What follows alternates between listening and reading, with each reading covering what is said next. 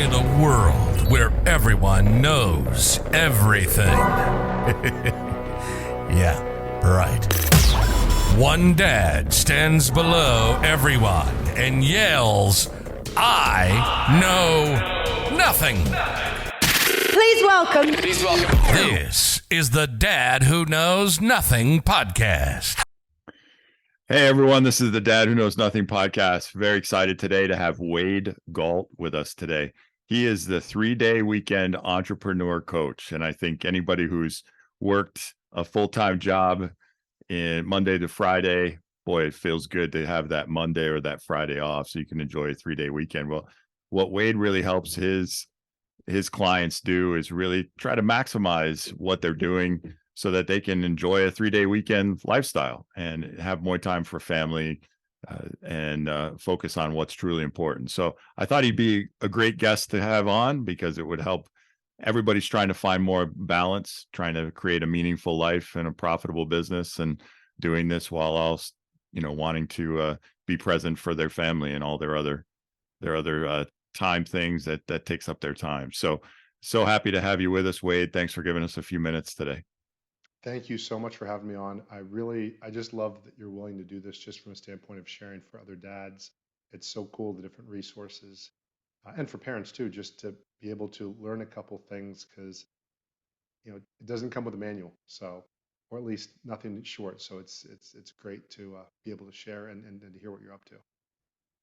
Yeah, it definitely doesn't come with a manual, that's for sure. So I like to ask people, usually starting out, the journey that got them to where they are today. How'd you get to this 3-day weekend entrepreneur? Because there's a lot of business coaches out there, a lot of entrepreneur coaching, things like that. But how did you stumble, or maybe you didn't stumble onto it, but how did you get to this 3-day weekend kind of philosophy in your coaching? For me, it's an extension of how I grew up. My father's an entrepreneur.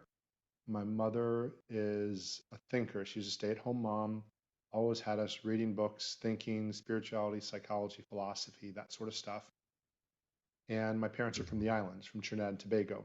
And that culture, in general, at least my experience of that culture, is focused more on enjoying life than working. And I think that's a very positive thing in the way they do it. So they have pride in what they do. They want to do great things, but they're not obsessed with, for the most part, how many things do I have? How many medals or trophies did I get? For the most part, it's about relationship and friendship and family and time together. So having grown up in that, being blessed to grow up in the United States and have that balance of the two cultures, to say, yeah, there is this sense of wanting to be competent and excellent, and as an entrepreneur to be able to, of course, perform well enough to help clients and make an impact, but at the same time having this understanding, or this experience, actually it's not even understanding, experience, that most of my most enjoyable things in life have taken place outside of work, and I like my work. So but even still, the biggest memories, the biggest shifts, the biggest friendships, whatever it might be, a lot of the times it's outside of work. And so from the get-go, I had the vision of wanting to do that. And it was just what business model I do. So my father's an insurance agency owner. I looked at doing that. You and I were talking, we're both from Florida. Well, I graduated college the year after Hurricane Andrew hit Florida, and that changed the whole landscape for Florida. So I did some work inside a large corporation, which is really solid with insurance, but then decided to do my own thing. And I've just been blessed to, for the last 20 plus years, help businesses with basic fundamental things: coaching, recruiting, sales coaching, hiring, delegation, all those sort of things. But then about 7 years ago, two of my friends, one was a coach and one was a friend, never met each other. At the same time, both said, "Wait, if you're going to really share with people what a big deal this is, and if you've seen, from bouncing back and forth to having a 4-day work week to not having it, to having it, to not having it, or 3-day weekend, however you want to look at that, and then realizing as our kids were growing up, our kids are now 16 and 13. So when I finally got this dialed in, our kids were 9 and 6. I was like, okay, I'm doing this. I'm doing this all the time. And all the time, 85, 90% of the time, depends. I might do 5 minutes of work on a Friday if I need to, but for the most part, Fridays off, Saturdays off, Sundays off. And that's allowed me to get my Friday time. I play a lot of beach volleyball, so I get my me time for the most part, my guy friends and whatnot playing volleyball. And then when I come into the family on the weekend and Friday evening, I'm fully present. I've gotten my needs met. There's still chores to be done and different things like that, but it's allowed me to really come in fully refreshed as opposed to at times feeling at times resentful. Gosh, the kids take up so much of my time. I don't get to do these things, and wanting to give and wanting to be the best dad I can. And yet at the same time, realizing that I still have needs. I seem to still be wired that way. And so for me, it was just this progressive thing that eventually, when I started sharing that I wanted to coach people on this, one of my coaches said, Wade, if you're going to coach people on it, you got to stop saying that you do it part time. You got to figure out how to do it all the time. And then another friend who just from the beach volleyball group said, Wade, you got to be out here every Friday. I said, why? He said, Wade, because life's short. It's that simple. And so, as something that became an intention and a reality, it's really not that much different. Whether you're an employee or an entrepreneur, it's not much different than saying at some point I want to get a pay raise in money to say, well, at some point I want to get a paid time off raise. And it might not be straight to, to 3 weekends right away, but it's something that can very easily be done. And especially since COVID and more people working from home and flexibility, there's so many places that if you're an employee, an entrepreneur, whomever, if this is important to you, it's possible to make it happen. There'll be some trade-offs, but it's definitely possible. And so for me, it's just been kind of this ongoing thing. And now I'm just trying to get more people to see that it's possible because it's made such a big difference for me and for my family. No, that's nice. And do you think that's an American United States thing where I've talked to a bunch of people from other countries, right? And their culture when it comes to work, it seems like they have a much better balance when it comes like you so well described your parents, they took pride in what they did, but they realized that their work wasn't everything. And I think sometimes in the United States, companies are so desperate to continue to show that they're making money and they're delivering to shareholders. And it's always more that I think workers have developed this mentality that I gotta hustle more. Right. And I always bring this up in the substance because I'm in the insurance space. So I deal a lot with benefits and time off. And they always bring out this fact that we're the only developed country that doesn't have paid family leave. And I always counter and say, yeah, but we have a completely different workforce than other countries when it comes to paid family leave, because there's a balance in other countries between the value of work in a good life, but also being balanced and making sure that you have time for other things. And I don't think we've figured out that balance yet as a workforce in this country. Yeah, I think there's an evolution. If you ever listen to anybody like Zig Ziglar, or anybody talk about, survival and success and significance, and you can hear it said different ways. And if you think about a third world country, usually survival is their main focus. So I've seen some of that in Trinidad, where my parents are from. I've seen some of that in Peru, where my wife is from. I've seen that in different parts of the world. And sometimes in cultures like that, there is more of community, but perhaps there's not as much abundance. So you say, okay, well, if I'm in this survival place, if I'm in this place of dependence, I want to be more independent. And if you look at the United States, that is a very big value for us, independence. So much at times that one could argue that many of the things we argue for as rights, whether it's legalization of drugs or too many guns or this or too not enough guns, whatever, it's all but very often the core of that is I don't want to be told what to do. Right. I want to be Exactly. independent. And you say, okay, so independence is, so if a child is independence, like literally a human being child says, okay, I'm dependent upon you at least until about, let's say 14 or 15, just biologically, like I could figure it out, but realistically, let's say 18 or so. And then so the teenager's journey seems to be this independence, like I can do it. And it's like, look at mom, look at dad, I did this. And independence is this. I'm number one. We're number one. We did it. We're better. And instead of like we all did this, it's me or this small group Right. of people. And there's great stuff that comes out of that. My dad actually was the number one salesperson in his company, and so he still has that he is kind of very in a good way type A and type awesome, as one of my friends says. And so it's great to tap into that. And I'm definitely not against that. I've got quite a lot of that. And yet at the same time, a lot of people seem to think there's either independence or dependence. And they say, well, I want independence. Well, there's this thing that's a step above that, which is interdependence, where you say, look, I don't count on any one person, but I know I need people. Right. And this is where, any sort of hardcore ideologist on either side, left or right, will find that the countries that do the best have a little bit of both. Insurance, social security, those are social benefits. If you want to get so independent that you have no, everything's all mine, you say, great, complete independence, go to a third world country where there's almost no infrastructure because everybody with money is saying, not everybody, but most saying, I, me. I don't care about them 5 feet away. So within the walls of my house, it's a flippin' palace, but 2 blocks outside, it's Right. Armageddon. And there's Yep. no infrastructure, no roads. So it's one of those things where I think as a country, we're developing, we're still a young country, historically speaking.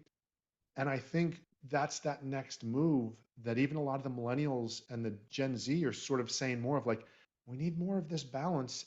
And this is the part where you mentioned other countries. Like I've got quite a few friends from Norway. Well, and people will say, well, Wade, they're a smaller country. They're only 5 million. I'm like, yeah, but they work about 1,400 hours a year, where we work is about 1,800 hours.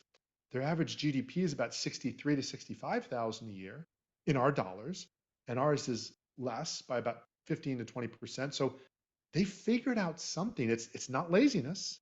Right. It's not unwillingness to work. And yes, there's having a homogenous culture, and there's other variables. But my point is there are things that if we focus on them, we can do. And I think as you're a parent, you also start really realizing internally what are those things that are most important that you were told about. And then you start realizing that, yeah, once you get past X number of dollars, one of the studies said it was roughly 70,000 a year, it doesn't, the increases of happiness sort of level off because, okay, is it a pretty nice car that drives me from point A to point B, or is it the super greatest car ever?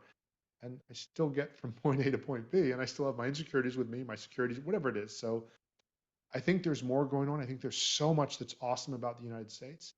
And I think this is something that we're in the middle of this. I think we're starting to figure this out because now I'm 50, so I've watched this conversation happen.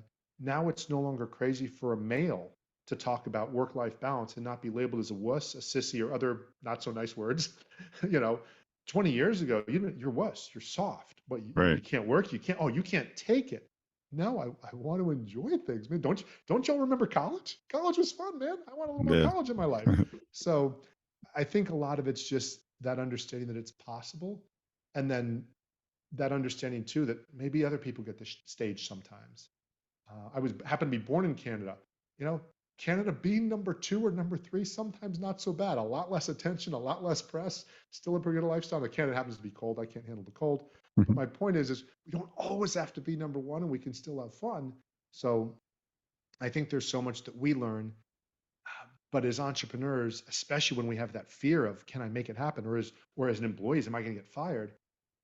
That fear drives, and I don't want to be driven. I Yeah. want to be driving. I want the wheel in my hands. Yeah.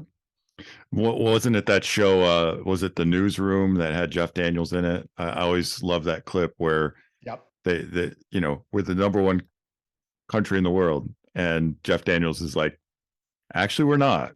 And so he listed all these lists of where we ranked in all these different categories, and I think sometimes, I think to your point, the current generation and generations that as they move into they're going to understand, and it's going to be more of a reality that, hey, we may not be the top country. We have things we need to work on, and that's okay. If as long as we're doing that together, to your point, having those things that we're working on together while still being able to carve your own path. I think that's more of what the American way is, that people have sought after for so long. Yeah, and I think as the male too, is that, even in business, one of the biggest things most entrepreneurs struggle with is, how do I let go of control? Well, if you're the hero male, if you're the heroic male, you're supposed to know everything and Right. do everything and fix everything. Yep. And it's flipping tiring. And It you really realize is. pretty quickly that you can't. So Nope. No man is an island. So a lot of times what people are looking at in today's society, right? We have a lot of side gigs. A lot of people have their normal job. I'm kind of this way. I kind of have my own normal full-time job, and then I'm doing some things on the side kind of as a hobby because I enjoy doing them. Should what's your advice for people? I mean, if they have something that they like to do, that they love doing, people always talk about, oh, I just do this for fun. I enjoy doing it, and make a little bit, but then when they scale it, right, and then it becomes their job, well, then maybe it's not so fun anymore. So what advice do you give your clients if they're weighing whether or not to, stay with the full-time gig or move over into something they love to do, like much as you did? Wow, thanks. Such a great question, such a loaded question. I've not found that there's a single answer to that because it depends. I think for me, I definitely believe that you have to do your soul work. You might not get paid to do your soul work, but if you know what your soul work is or your purpose, but I think that's a broader definition. Sometimes, especially in the US, we think that has to mean a vocation. I know Right. one of my purpose items in life is to be a father. That's getting up at 3 a.m. to change the diapers. That doesn't make me money, but that's my purpose. And sometimes people say, what is it your purpose you do and the money will follow? I said, I didn't get paid for changing diapers. And I think the purpose is what you would do even if you didn't get paid for.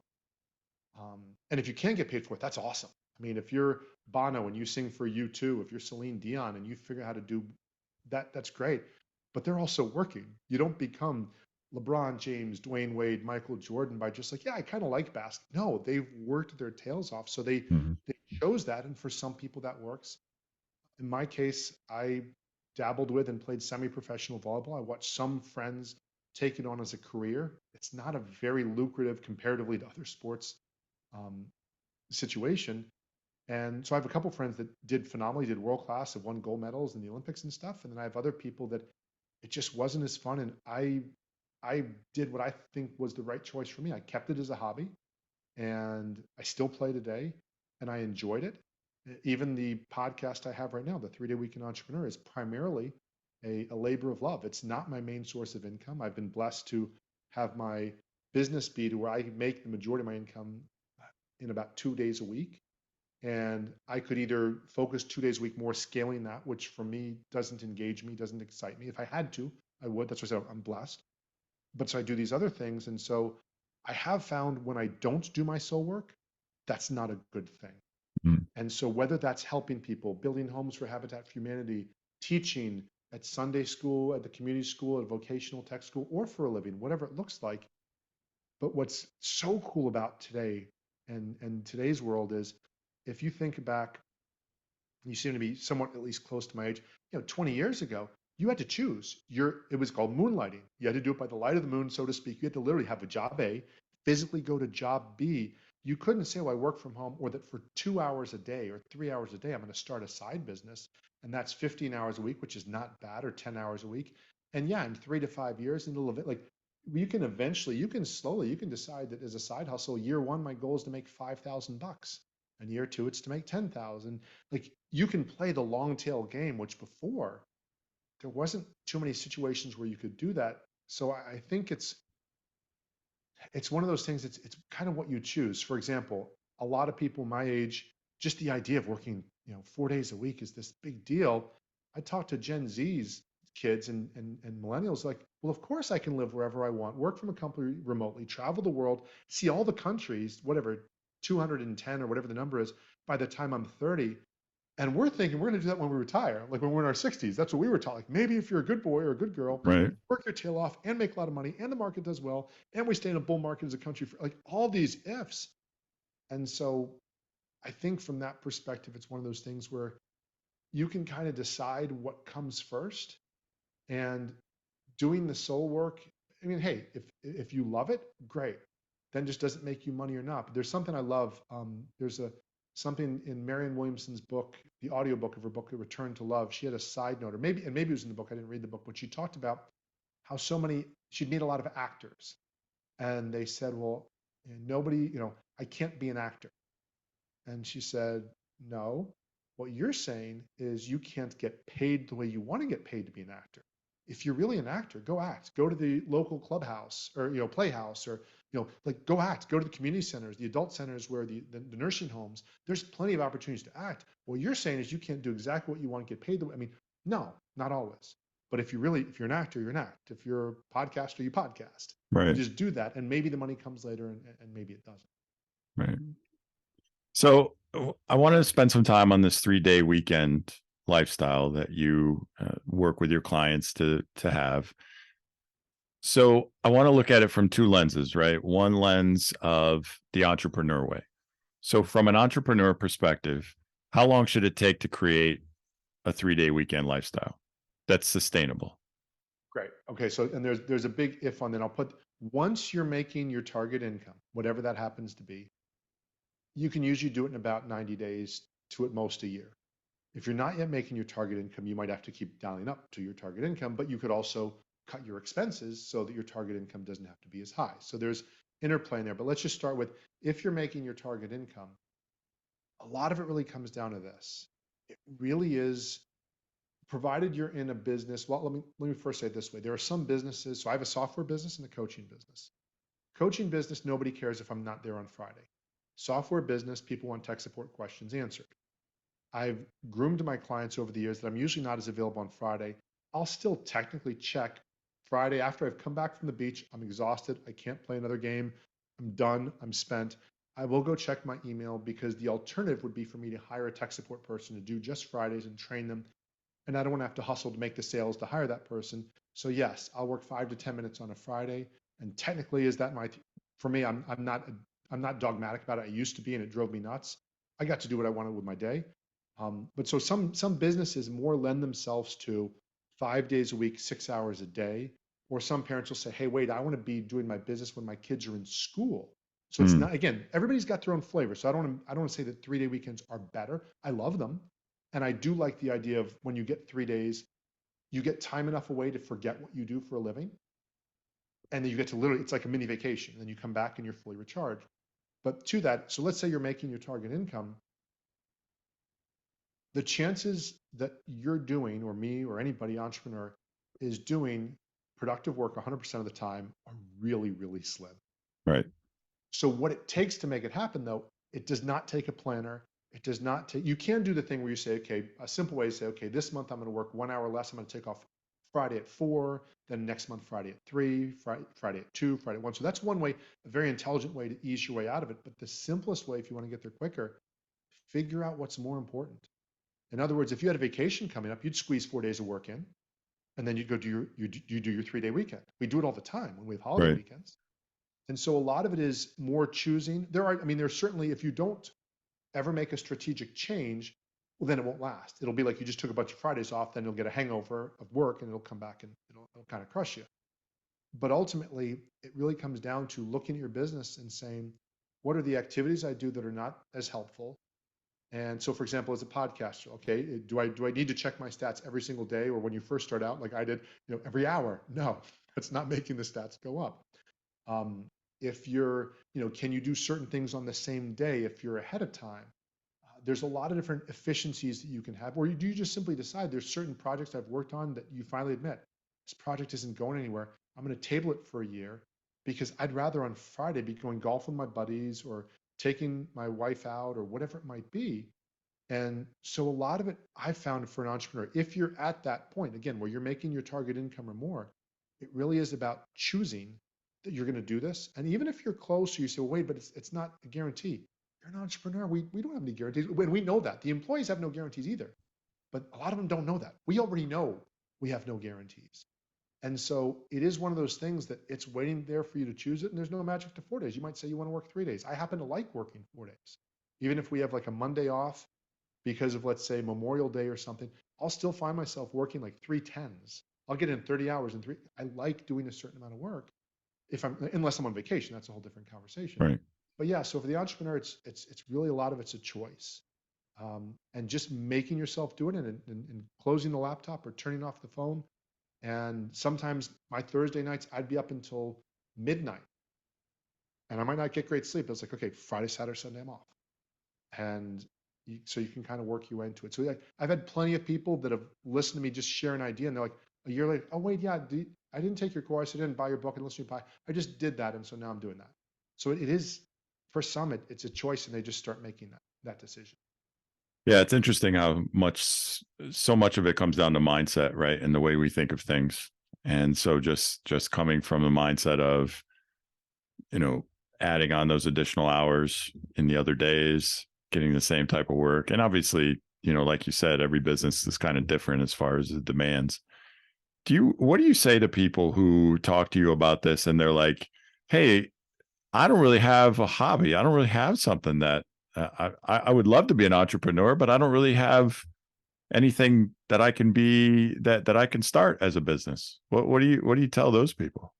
Well, two things. So as an entrepreneur, excuse me, as an employee, let's just go back to square one. You don't have to have an entrepreneur to make this happen. As an employee, you can be simply indispensable. You can be so useful and valuable to your business that you can slowly negotiate these things.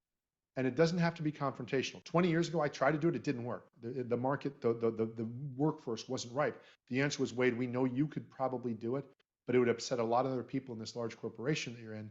And we're not ready to make that. There's not a critical mass of that. So we're not going to, just for you, we're not going to do this whole thing. And that was the right answer for them to say. There's nothing wrong with that. That was the accurate answer. It'd have been more pain in the butt, caused more problems. But think about this from a slightly different standpoint. You work for a person. I'm just going to use a concept. Let's say you get 40 results in a week, just to keep it real simple. You get one an hour. Haircuts, mowing lawns, building a widget, consulting hours, whatever it is. You get 40 results in a week and you're an employee. And you speak to your employer and you say, okay, so let's talk about what is it that I do, just to make sure you understand, that really makes the most money, that makes the most impact for the business, this, that. And they say, okay, it's these things. So you've identified those 40 things, because it might not always be what you think it is. But let's say you've identified it's these 40 things, these 40 results.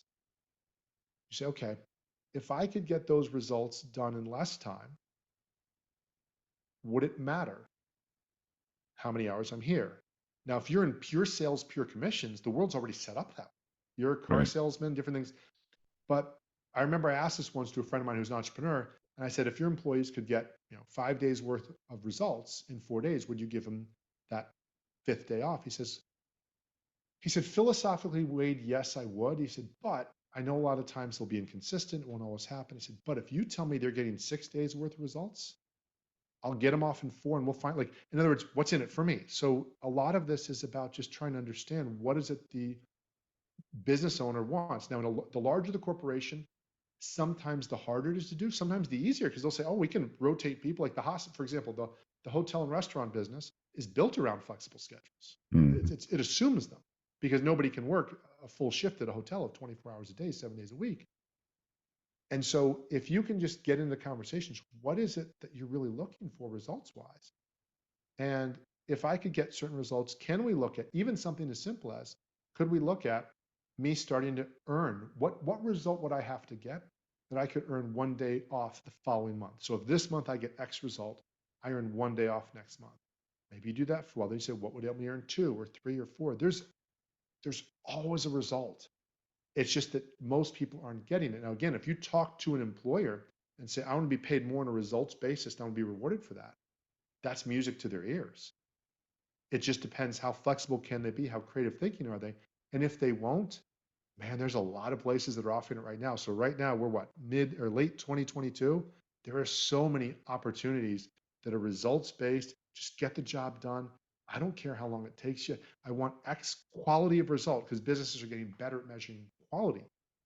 I really don't want you occupying a chair. So there's that. And then in that, you might decide you want to start a side hustle or not, but you might not. You might find a great place where you just say to the business owner, what's your objective? And they're saying, well, I'm trying to get to be able to work for, okay, great.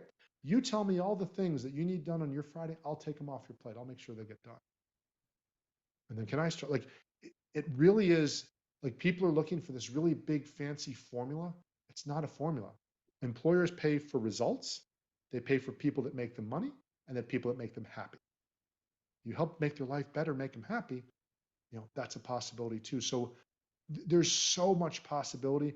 If you start thinking that way, you can plant seeds. And again, if it's taking too long where you're at, you can start a side hustle to earn your way out, and you can also be looking at other places to just already get it. Yeah. So one of the things, if you are doing a side hustle, and I've certainly seen this with podcasting, I'm sure you have as well. I'm not in a position to have a producer or somebody on that I pay a salary to at this point.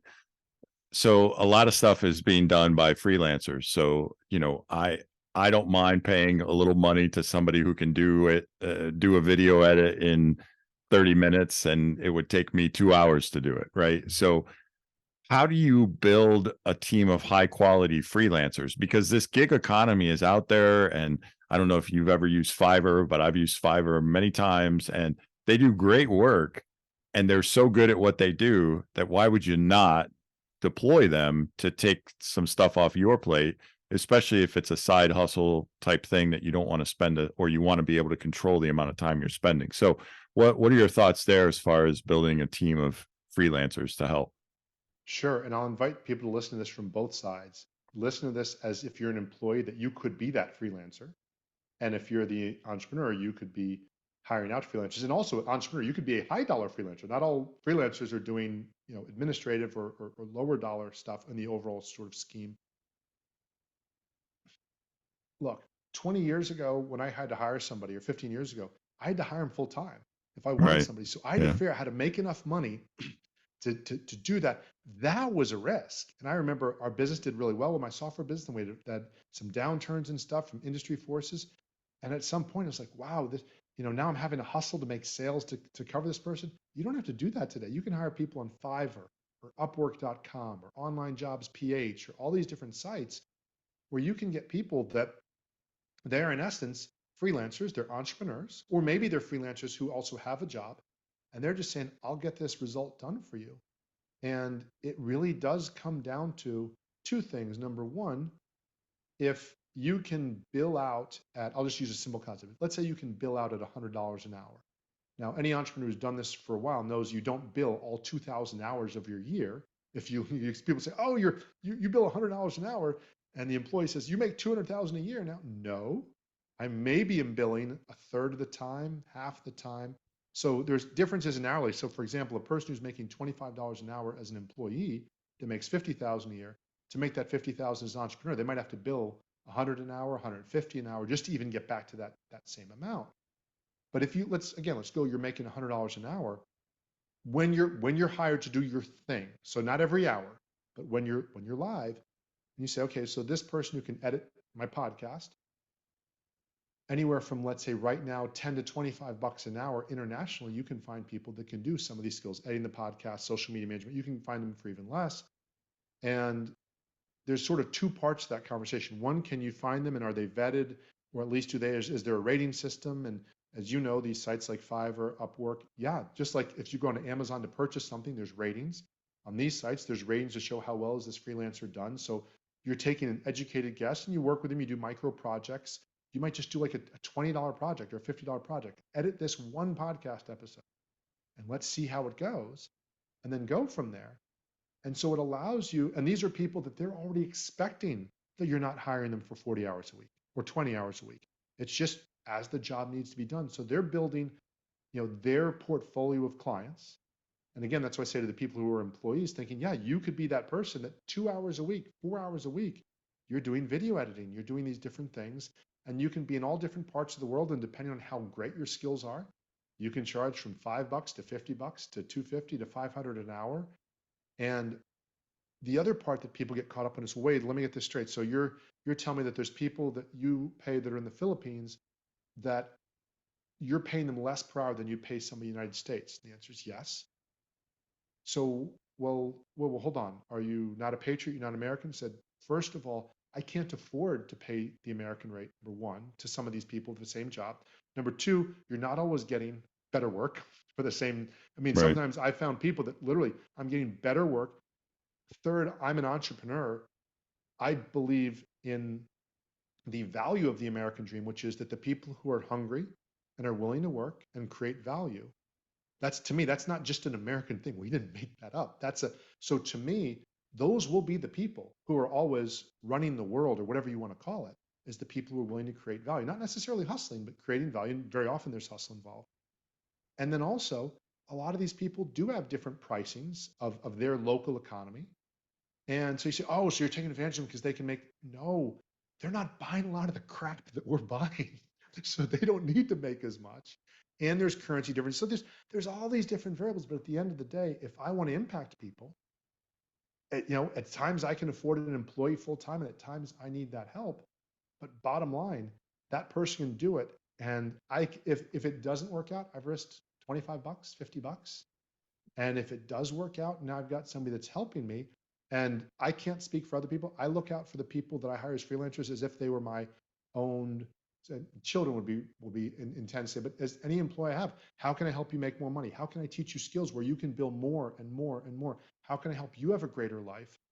And again, just from this whole overall world thing, if everybody else's country gets abundant, we won't have people that are running, in these dire situations saying, I'll get on a raft to go anywhere just to get away from my country because it's so bad. So I don't pretend to be smart enough to understand how all these interconnect, but if I'm willing to pay people abundantly and grow from that, and you can be the person hiring them, you can be the person being hired. I've been both, even on Upwork, I've been hired at higher amounts for coaching work and different things.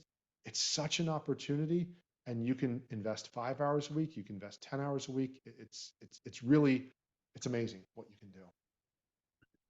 Yeah, very cool. I really think sites like that have really opened up the possibilities for a lot of people because, like you said, a podcast is a labor of love. It's not something that anybody's making a ton of money on unless you're one of the top 2% of podcasts, right?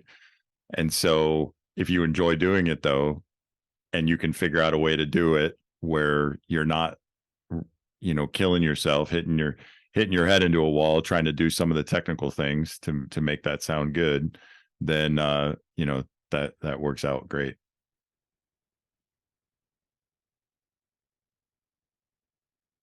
I think I may have lost you for a little bit there. Sorry, I would say I wasn't sure. I lost you after labor of love. I don't know if it was a hiccup on my end or your end, but for a second it kind of paused there. Yeah, I was just saying if we can take advantage of some of these freelancers to make it not so painful to produce the content that we're trying to produce from a podcasting perspective, then it makes our hobby, our fun, a little bit more fun. And to your point, it also helps the freelancers as well.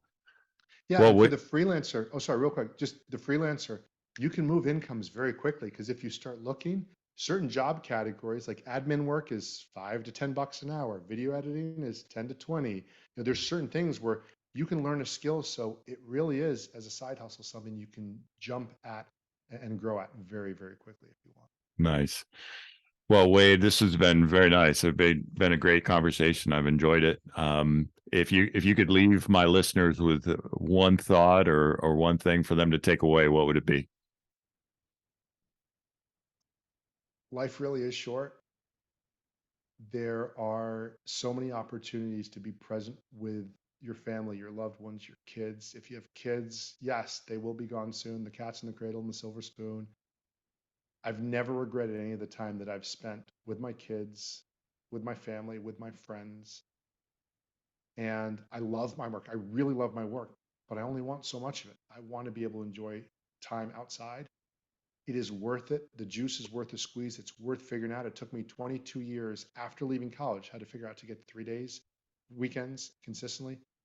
It shouldn't take you that long if you really make it a focus. And if you have something that's important to do, you'll find the time. And if you're not finding the time, really reflect on what is it that would be important enough that you'd be willing to trade some dollars. You'd be willing to trade the upgrade on your car. You'd be willing to trade whatever that thing is where you'd say, yeah, that's more important. Because life really is short, and it is, at least in my experience, still a lot about collecting experiences and memories with the people we care most about. Yeah, nice. Well said. So if you want to learn more about Wade and his 3-day weekend work that he's doing, it's 3dayweekendclub.com. He also has the podcast. If you want to look for that, it's called the 3-Day Weekend Entrepreneur. Wade Galt. We'll make sure this information is in our show notes so all our listeners can refer to it. And I appreciate your time. It's been great. Thank you so much for having me, Dana. Thank you for joining us on our journey to learn about various topics. If you'd like to get in touch with the Dad Who Knows Nothing, connect with him at the Dad Who Knows Nothing on TikTok and Instagram, or Dad Knows Zero on Twitter. If you have a moment and you like this episode, drop us a review wherever you listen to your podcasts. Have a great day and enjoy your journey through this game called life.